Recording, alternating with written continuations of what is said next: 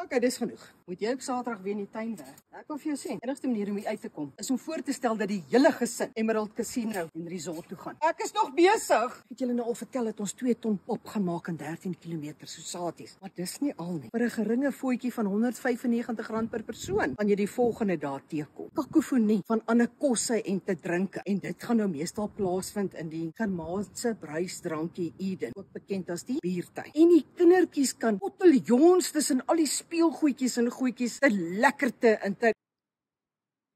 Nou boonop is daar 'n akediskas vol kunstenaars. Daar's toekomstige radio, daar's Sindrome van drome, daar's hergeboorte, daar's Doudou die Poupou, Cristiano de Baardman de man, en dan is daar nog Papa Joe Black, Ruan de Tsoa, swart voelvroue, Appeltjie te Skulp, Flatman en laaste maar nie die minste nie, Martino Vesterani. Jy die hele akediskas gaan sing. En julle onthou nog daai kompetisie Battle of the Bands? Wel, daai wenners gaan aangekondig wees. Dan gaan die naaswenner en die wenner ook gas gooi tussen dit alles. So klik nog steeds op my aangehegte skakel om jou kaartjies te kry, want oor 2 slapies is dit Rocking the Wall by Emerald Resort and Casino. So oor 2 slapies, we will be rocking the wall, locking the Sosaties and pop, locking the Guinness World Records, mocking the garden work, ek's besig, jogging and jiving to the music. So sien julle Saterdag. Gegroet van Matie. Voor ek vergeet, Saterdag is ook nasionale hoededag. So bring daai uitspattige hoofbedeksels van julle en wen 'n paar lekker pryse. Ja, ek gaan dit nou bære.